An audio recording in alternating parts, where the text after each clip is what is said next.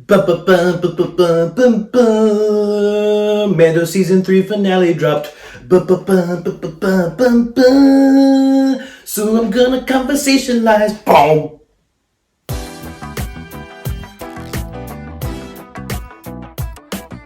Alright guys, pardon me for that really cringy intro, but I had some excitement in me because this finale was flipping awesome! It was rock and roll! It was the best! It was A-OK! In my book, Mezzameme, it was great!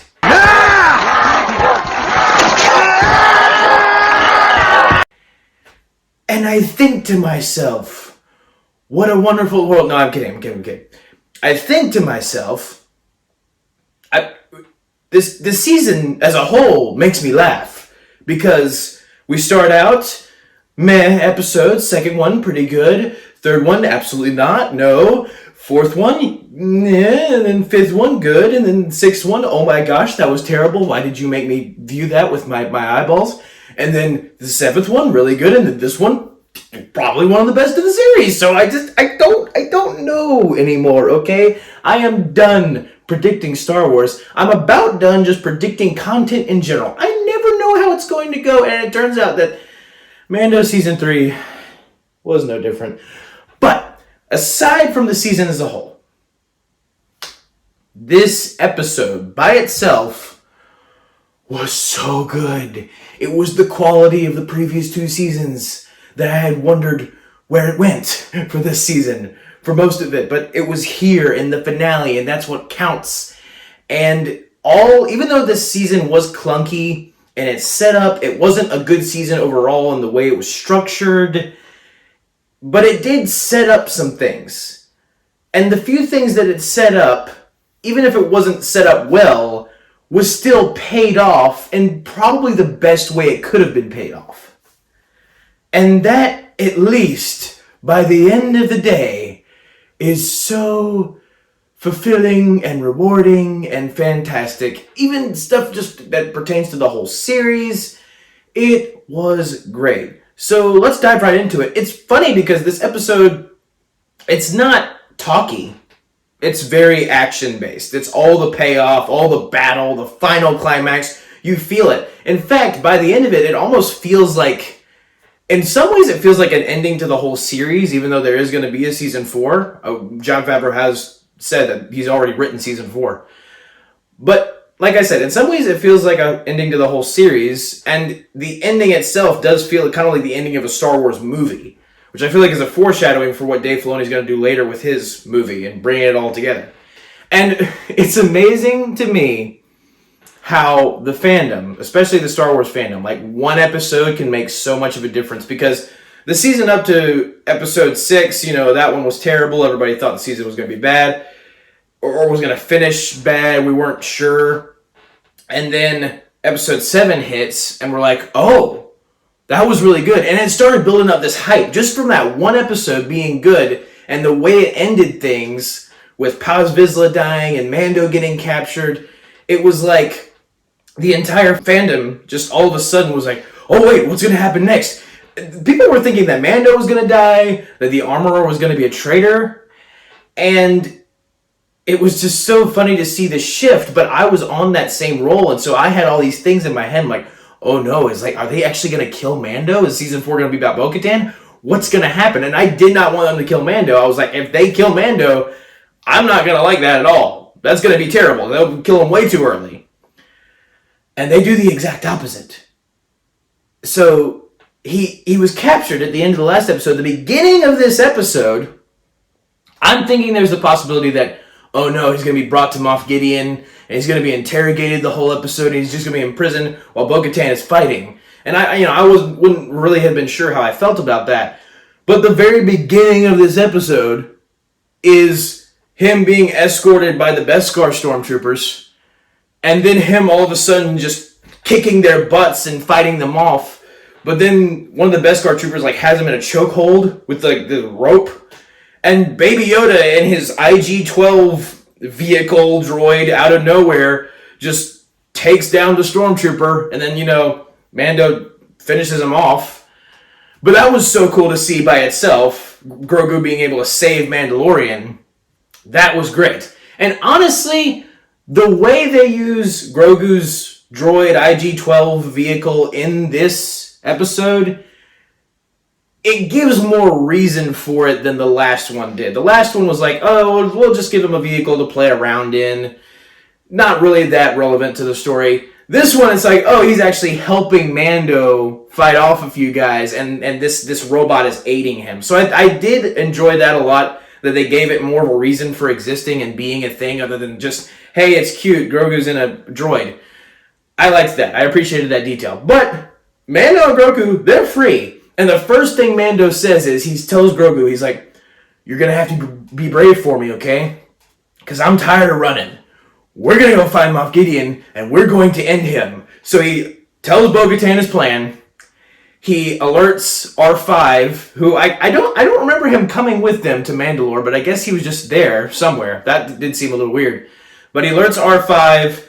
R5 rockets down into the base to, access a control panel that gives him access to the schematics of the base, where to find Moff Gideon, the doors to open to find Moff Gideon. So that R5's leading Mando through all of that. Meanwhile, Bo-Katan and the rest of the Mandalorians are escaping the base and regrouping. And Axe Woves, it's funny because I said in my last review, I was like, okay, if Axe Woves gets to the surface and somehow manages to contact the Mandalorians, the Mandalorian fleet in the atmosphere, that's going to be really stupid because they already established you can't do that. You can't contact anybody in the atmosphere of Mandalore. So, to my utter surprise, Axe Woves is flying in the atmosphere. I didn't realize that the Mando suits were that pressurized to be able to go into space, but he flies in the atmosphere and alerts the fleet that the TIE fighters are coming, and he says to get out of the light cruiser so he can get inside it and use it as a decoy for the TIE fighters to attack, so the rest of the Mandalorians can fly back down to Mandalore and provide Bo-Katan with reinforcements. There's a funny moment where the Mando ships fly in the clouds, and then the TIE fighters immediately come out of those exact same clouds in that exact same spot, and I'm thinking, so the TIE fighters they somehow missed each other? Or did the Mando ships come in and then magically transform into TIE fighter to fly? It was weird the way it played out. Nonetheless, Axe Woves mans the light cruiser himself and starts blasting these TIE interceptors, but the TIE interceptors are absolutely destroying the light cruiser. And I really liked this detail because it was Axe Woves had been shown to be kind of a jerk, he didn't really support Bo-Katan at all. He was trying to do his own thing. And despite his arrogance, he is able to be a leader in this moment. And he's like, get everyone out of here. I'm going to man the battle station. You guys got to go reinforce Bo-Katan. And he takes the helm of the light cruiser and fights the TIE fighters off himself.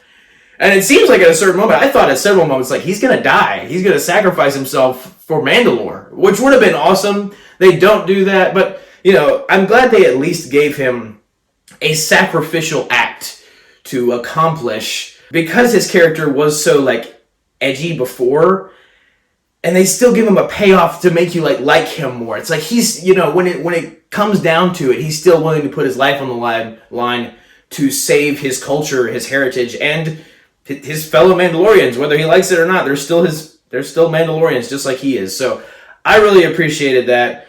But back to Mandalore itself, Bo-Katan and the rest of the Mandalorians have been led by the stragglers to this place that's in between the surface of Mandalore and the lower depths of Mandalore, kind of where the mines were in episode 2 of this season.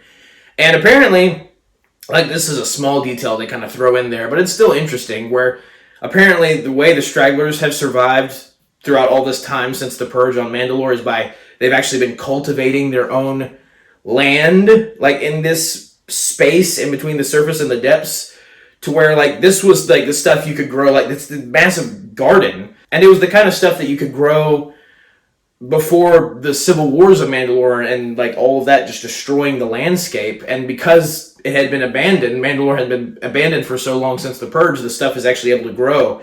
And I thought that was an interesting detail. I thought Bo-Katan's reaction to it was the most interesting, because you could tell that she was genuinely surprised, but at the same time glad that life was growing back on Mandalore after so many years of death and war and chaos that had decayed the planet too much over time to where it couldn't even grow anything. And I remember Sabine even saying in Rebels Season 4, Star Wars Rebels Season 4, that Mandalore used to have like these harvest, plentiful landscape that had just been ravaged by so much war. So for her, the leader of Mandalore, to see life grow back on her home, when the more you think about it, the more emotional you get, because it's like, wow, that's like it's more symbolic than anything else of like, this is a new age for Mandalore, a new beginning. And oh man, the feeling of the new beginning, especially that one gets me right here. It was just Easter, and Jesus' resurrection is all about new beginnings. So that plotline kind of relates to that, and so I think that's why I feel it a little bit more. But Mando's finding Moff Gideon, and I didn't expect by the end of this series to get one of the best action sequences of this series. But the same ray shields that were opening for Moff Gideon to walk through the hall to his Shadow Council meeting in the last episode, Mando finds these ray shields, because that's where it leads to find Moff Gideon. And he tells R5, it's like, okay, open the first ray shield. Then he takes out the two Beskar stormtroopers. And it really plays like a video game, because he starts out, he goes to the first ray shield, he takes them down, and they have like just like blasters and knives. And then the next ones have like electric batons and shields, and then the next ones have blasters and shields. So it keeps alternating, and they actually explain it well and they establish it well, because you'd figure like, oh, why don't the other stormtroopers just open the ray shields too and then just overwhelm Mando? No, R5 is also blocking their ray shields from opening, and they establish that. They say that the one stormtrooper's like, hey, I can't open this ray shield. R5's blocking him. So I really appreciated that they took the time to write that explanation and to set it up properly, especially in a season where so many things weren't set up properly, to set this up in a way that feels like it was worth it and earned. And it is so worth it. Because, again, it plays like a video game. He's fighting one, takes the knives, throws at one guy, then next ray shield opens. It gives you like Duel of the Fates vibes when the ray shield opens at the end of Phantom Menace during the Qui-Gon Jinn, Obi-Wan, Darth Maul duel. But the ray shield's open, grabs the baton, electrocutes one. Like, again, it's so cool the way the action sequence plays out. It even had like some John Wick vibes in a certain sense, just the way it was filmed, and just the specific setting and tone of it all felt so cool. But Mando does defeat the Beskar stormtroopers, and Grogu isn't in on that action. He stays behind in his droid vehicle and lets Mando kick all of their butts. But then they go into the room with the clones, the experiments in the vats that we saw also in the last episode, and we finally learn what all of Moff Gideon's exploits have been about, related to concerning cloning and what he was trying to do with Grogu and all the different stuff, even the stuff that they found, Mando and Grief Karga and Cara Dune found in episode 4 of season 2, those failed cloning experiments. Apparently, and it's funny because I feel like a lot of people are going to have an issue with this. I feel like a lot of people are going to be like, that was the payoff that entire time, he was just doing that. It works for me. I think they were able to sell it in a way that was like, okay, that makes sense. Gideon's very arrogant. So, all the clones are clones of Gideon. Gideon cloned himself. Like 1,000 times.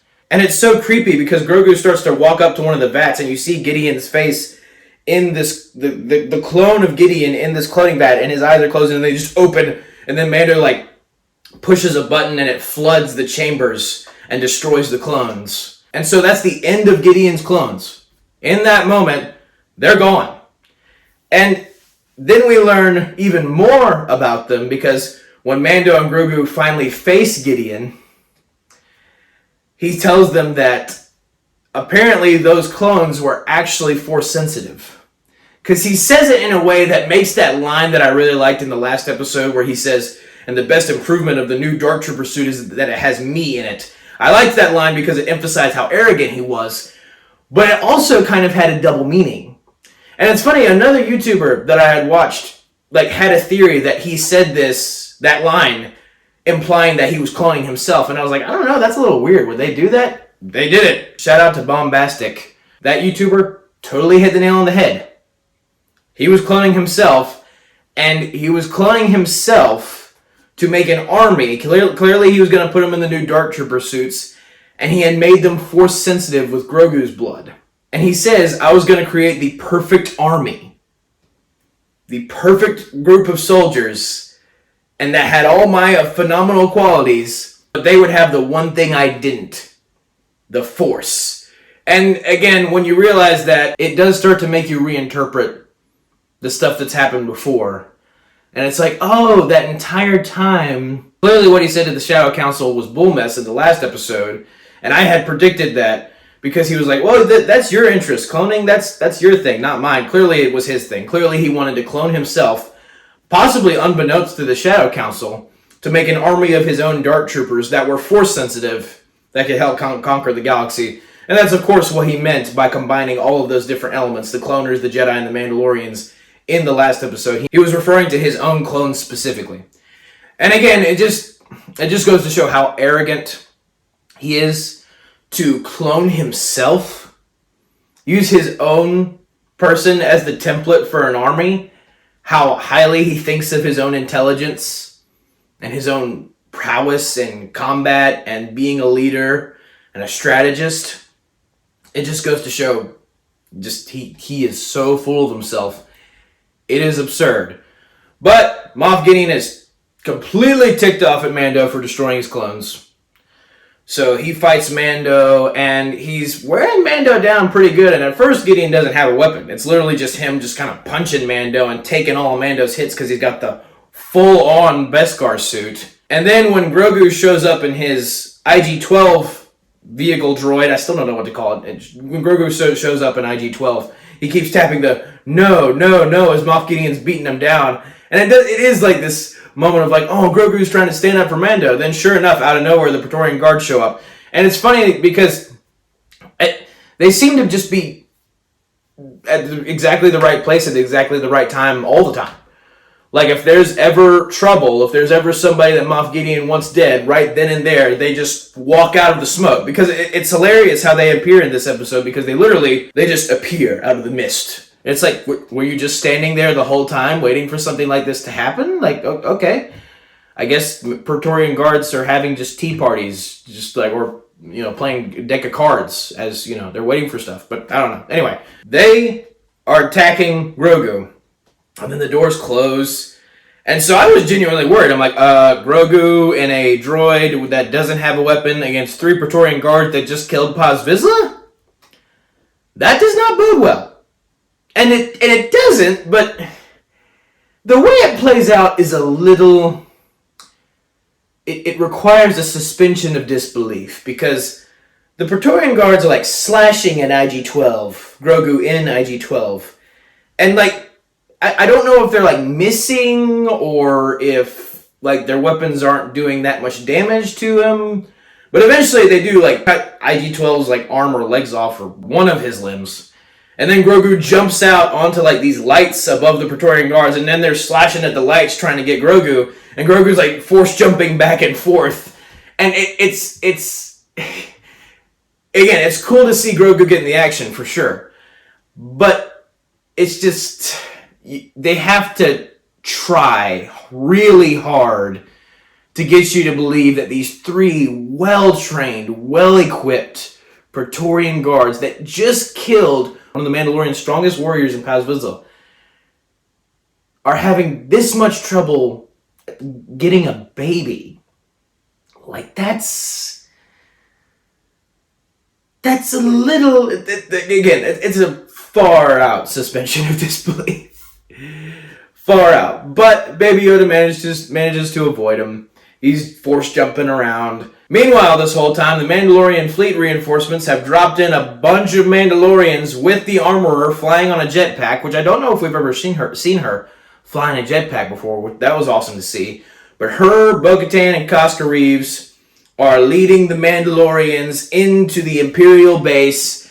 And then, like, 1,000 Beskar stormtroopers fly up to meet them in battle, and it is an absolute war. And I knew it was going to be big. I didn't expect it to get that big, but But it is literally a flat-out war with armies, and they're like flying all around. And I feel like that is the kind of payoff you expect from The Mandalorian. When you set up the entire season, or at least, I say that, most of the season, that the Mandalorians are going to take back Mandalore. They're finally going to do it. They're going to reclaim their homeland. They're going to throw in the fortress of Erebor, Hobbit reference there, and take Mandalore back.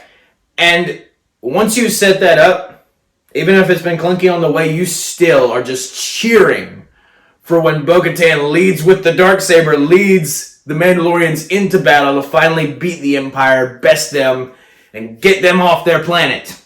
It is awesome. I love it. Absolute war. But then Bo-Katan sweeps in, saves Mando, fights Gideon. Mando goes to save Grogu. And this moment was a lot more like, yes. So the Praetorian Guards have Grogu at their mercy. They finally cut the light and Grogu falls. And just when they're about to strike down, Mando comes in, starts blasting them. So clearly the Praetorian Guards' armor is not Beskar. And it's not like blaster proof, I guess. It might be to some extent, but not enough to keep them from dying if they get shot too much. But then Grogu and Mando end up like battling them together in a way, because Grogu starts using the Force to push them back and push this weapon away, and then push them back and push this weapon away, as Mando's like maneuvering, trying to figure out how the best way to attack, and shooting them at the most opportune moments. And then Grogu, Force, Mando, blast, Grogu, Force, and it becomes this rhythm, and it is so cool because we've seen them together. We're used to them being together. Mando and Grogu, the dynamic duo, but we've never actually seen them fight together. And to see them fight together is one of the coolest things ever. And yes, of course, they best the Praetorian Guards. Mando finally just shoots them enough to where they die. And he's like, good job, Grogu. And Grogu even like nods. And I love it so much. That by itself probably would have made the whole episode. And then it gets even better, because Bo-Katan and Moff Gideon are duking it out, and Moff Gideon has like this electro staff, and he's fighting her, and like she's using the Darksaber, but it's obviously not doing anything because of the Beskar, which again, I had said that in the last episode, like I bet that Darksaber's not going to do anything against Moff Gideon's Beskar armor. But then something diabolical happens. Something I wasn't expecting at all. Talk about like a major milestone isn't the right word, like event happening, whatever you want to call it, in the history of Mandalore as well as the history of Star Wars. Moff Gideon grabs the Darksaber, funnily enough, after just telling Bo-Katan to give it to him and surrender, and crushes it. What the flagnon? He crushes the Darksaber, made of Beskar, which that was weird. That didn't make much sense. The fact that the Darksaber could just be crushed. I mean, I get that he's wearing like this servo mechanical glove that could, crush a coconut in a heartbeat, but still, I'm like, it's the Darksaber. And it's like destroyed. Like, it's crushed. Not working anymore. Tosses it on the ground. And I don't know how I feel about that one yet. Because they don't really even dwell on it at all. Like, Moff Gideon's like taunting Bo. He's like, yeah, I destroyed your main symbol for Mandalore, your main weapon. You're powerless now.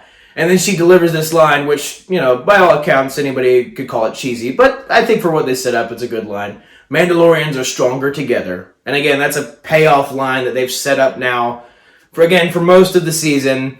And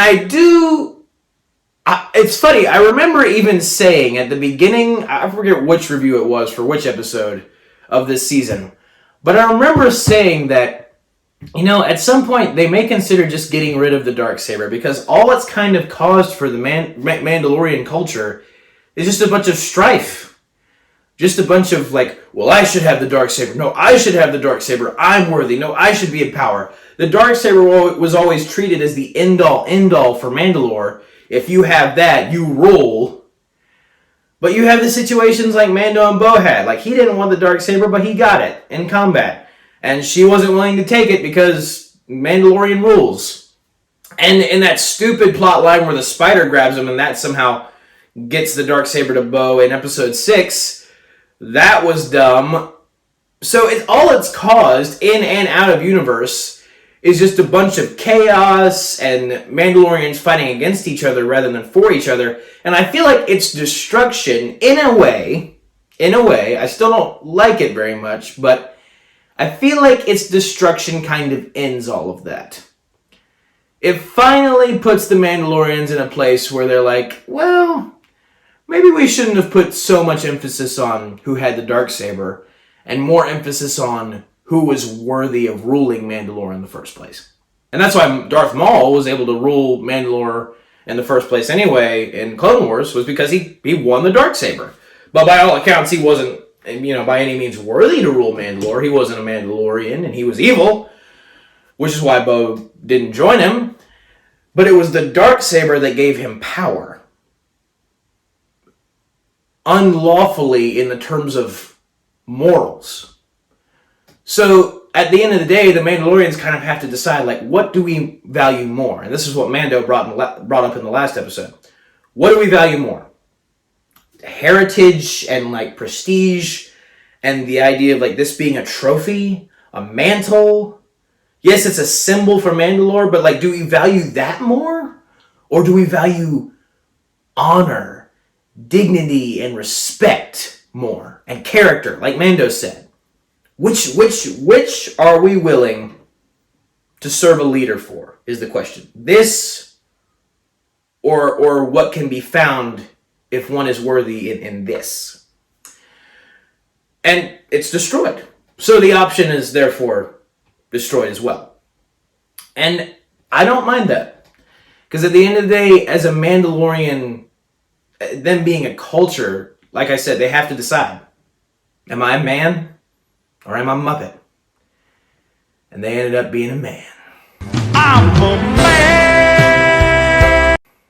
But anyway, Moff Gideon destroys the Darksaber. Bo-Katan delivers the line, and Mando comes in and shoots at Moff Gideon, and Bo's attacking Moff Gideon, and Grogu's attacking Moff Gideon. Grogu's force pushing him, Mando's shooting him, Bo-Katan's shooting him. Grogu forces Moff Gideon's electro staff away off the platform, and they're battling him, all three together. Father, son, mom, battling the enemy together.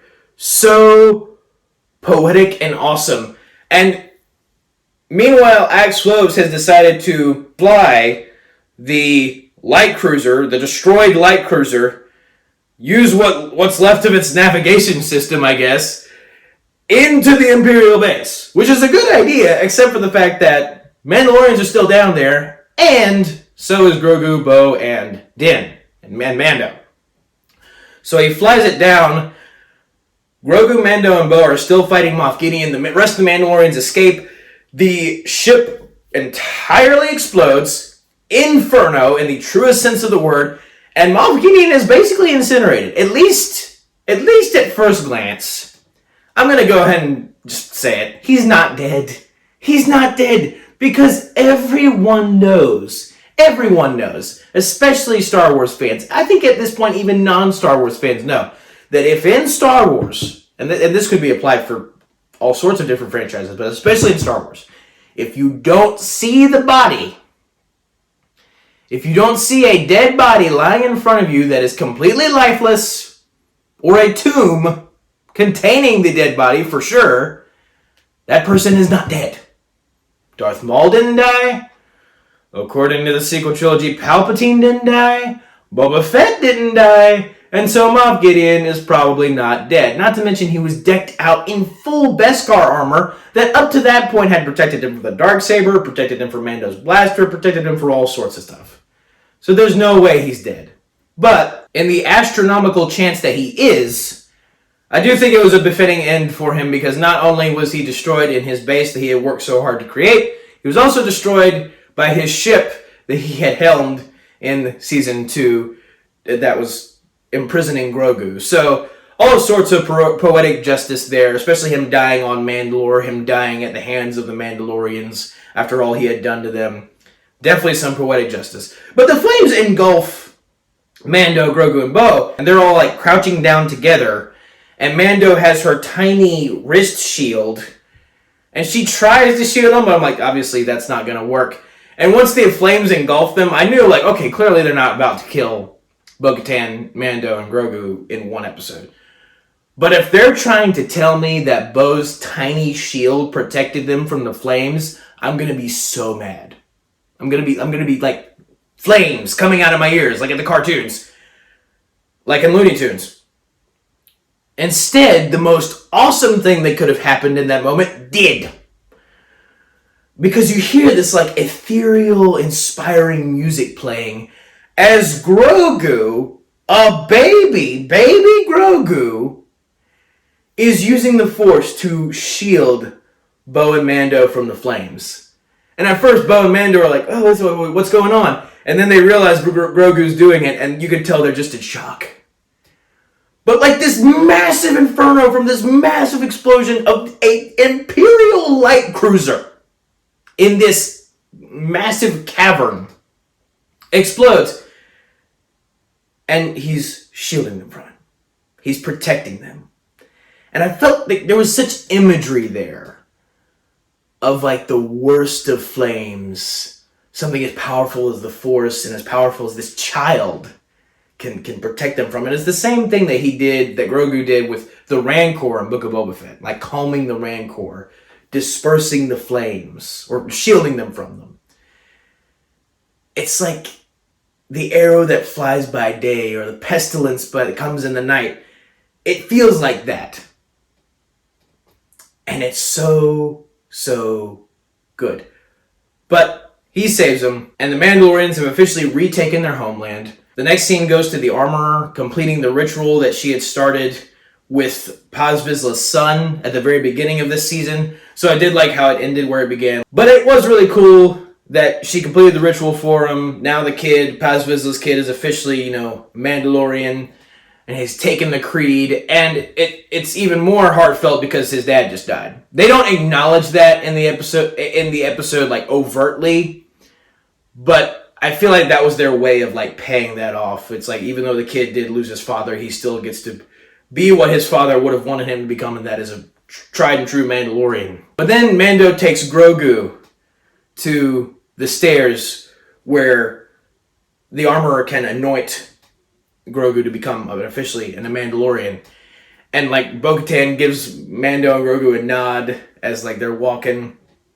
And the armorer says he's still too young to say the creed, so he can't become a Mandalorian officially. And I was really disappointed at first because I was like, oh man, that would have been the best ending for the series if Grogu had like officially become Mando Grogu. And then Din says, it keep going from Din to Mando to Din to Mando, and then Mando says, well then I'll adopt him. I will officially adopt him as my son. So he can be at least my apprentice and travel the journeys with me that I traveled with my master. And the armorer says nothing but, this is the way. And she's like, let it be known that Grogu is now officially Mando's adopted son. And Grogu will now be called Din Grogu. As a way of like taking his father's name, his father's identity. That one hit home. If there was ever a moment in this series that almost brought me to tears, it actually was that one. Because it was basically like Grogu's, he's not mature enough to take the creed. There's something keeping him from officially becoming a Mandalorian. And his father is like, well then he'll become my son. I'll adopt him and give him my name so he can be my apprentice. And thematic elements have always been very deep in Star Wars. They were deep in the original trilogy. They're deep in the prequels. Star Wars Rebels takes it to a new level of depth. And so many of the thematic elements, unbeknownst to so many casual viewers, do come from the Bible. They do come from God's Word. And in the Bible, Jesus comes, sacrifices himself for us. We're already God's children. But God says to us, by giving Jesus to us, he says, you will now bear me inside of you. Jesus will be inside of you. The Holy Spirit will be inside of you, so I can call you righteous. Even though your righteousness is like filthy rags, I can call you righteous. That's what this feels like in this story. There's something keeping Grogu from achieving this goal of becoming who Grogu needs to be. And Mando is like, then he will be my son. And he will bear my name. It is so good. And I absolutely love it. But I thought that was going to be like the end-to-end. Grogu like looks at the water, and you could tell that he's aware of like the mythosaurs down there. It flashes into like down to the depths of the water, the living waters, because that's where they are in the ceremonies, the living waters. And it flashes down to the depths, and you see the mythosaur, and its eyes open. So we never really got the full payoff of the mythosaur from earlier in this season. It's obviously going to come soon. I am a little weirded out that Bo-Katan didn't like ride the mythosaur into the new age like the prophecy had foretold, but maybe that means that there's still some conflict to be fought. I don't know, because it seems like this was pretty definitive. Like, no, the Empire's gone. Their presence is gone on Mandalore, at least. So we're good. As far as Mandalore goes. But then Mando takes Grogu to the New Republic outpost that Carson Teva was at in episode 5 of this season. And Mando basically says, hey, I need work. And technically my job is being a bounty hunter still, so I'm going to need something that Grogu can go with me, like adventures and journeys that Grogu can participate with me in. So I want to work for the New Republic, basically. I'll be like an independent contractor. And Carson Tave's like, I don't know. And Mando's like, you already thought about it. You said yes. It's a good deal, and you know it. So Mando basically just makes that decision for them. And I like that. Because obviously this whole series, Mando has been running from the Empire, getting into trouble with the New Republic, and those things, obviously they're not working out for Mando trying to protect this child the entire time.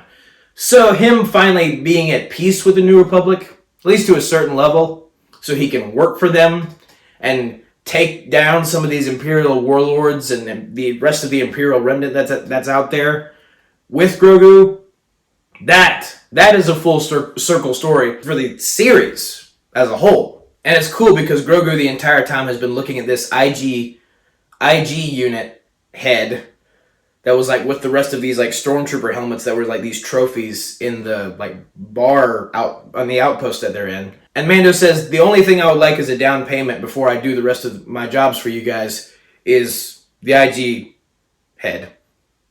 And sure enough, he did what I thought he was going to do when he said that. He officially repaired IG-11. And IG-11 is back. And the part that they needed to officially rebuild IG-11 in the beginning of this season, they clearly had gotten from the head that was in the bar. So I thought that was a good payoff to the beginning of this season, to the first episode. Finally, we got to see the official return of IG-11 and not like just the parts being used as a vehicle for Grogu and IG-12. And now IG-11 is the new marshal for High Magistrate Grief Karga on Navarro, because Grief Karga even said at the beginning of the series, like, we need a new marshal, and I don't have one. I need somebody to keep the peace. And now IG-11 is that. So they found a way of tying the season up into a bow, even though it wasn't an entirely good gift. That's the best way I know how to put it. They found a way to, even though, yes, we had some definite missteps, the stuff that we set up, we still knew how to pay off. So I feel like even after all of the tribulation that we've experienced, John and Dave still came through at the end of the day. Because they proved that unlike other series in Star Wars, unlike other movies in Star Wars, they still were able to set things up and finish things well. And honestly, if you can finish well, you should receive accolades no matter in what way did you get there when it comes to making a series or making a movie. It doesn't negate the mistakes, but it does make things a little sweeter. And in this case, a lot sweeter because this finale, I really did love it. It was so good. And it ends like with this last scene where Mando and Grogu kind of settle down on this plot of land outside the city of Navarro that Grief Karga gave him. He gave him the deed to this land so Mando can settle down. And he like goes out to the porch. And this is like a place that they can spend time at in between the missions that they're going to do for the New Republic. But he like sits down on his porch and kicks up his legs, Mando does, while Grogu's like playing in the front yard, I guess you could call it, in this like little garden area that they have. And he like is lifting up this frog. Grogu's like lifting up, using the Force to lift up the frog like he did with Luke in Book of Boba Fett. And I love that. I love that. I think that is again, if that was like the end of the series, I would not be mad. I feel like that would end the series off really well. And, you know, for what they did in the season, I think it ended it more than enough. More than well. It is interesting to me, we did not get a post-credit scene at all. None. For any of these episodes, we did not get a post-credit scene. And that does weird me out with all the stuff they've released with Ahsoka, the trailer, and talking about all the different details. You'd figure they would set it up more in some way, so they still didn't really set up that series in this finale. So you can tell by the end of the day that's not really what it was about. It was about finishing the story they had established in this season. All of it that there was. And they did it really well. And Bo-Katan also was able to reignite the Great Forge and, you know, finally the emergence of Mandalore once again. I guess the Darksaber's gone. They never went back to that. It was crushed and that was it. So it really does seem like a new age for Mandalore. And I do think that the finale ended things in a way where it helped some of the previous storylines in this season that weren't so good. It proved that the reason that they weren't treating the Darksaber with all the dignity in the world was that they were going to destroy it anyway at the end of the season. And that it never was as noble of a symbol as the Mandalorians made it out to be, since it had caused so much chaos in their ranks. So I feel like that did aid it. And even though I still really can't call the season as a whole good, I can definitely call its ending great. So that is my review for Mando Season 3 finale. Episode 8, Chapter 24. And I'm super excited for Ahsoka. The ending made me super excited. I think they've set up some great stuff for Season 4 of Mandalorian. So I think at the end of the day, I'm happy. I am happy with where things are at. And I am so glad I can say that. So thank you guys for watching. Have a very blessed day. May the Lord be with you. May the Force be with you. Goodbye. And this is the way. And that's a wrap.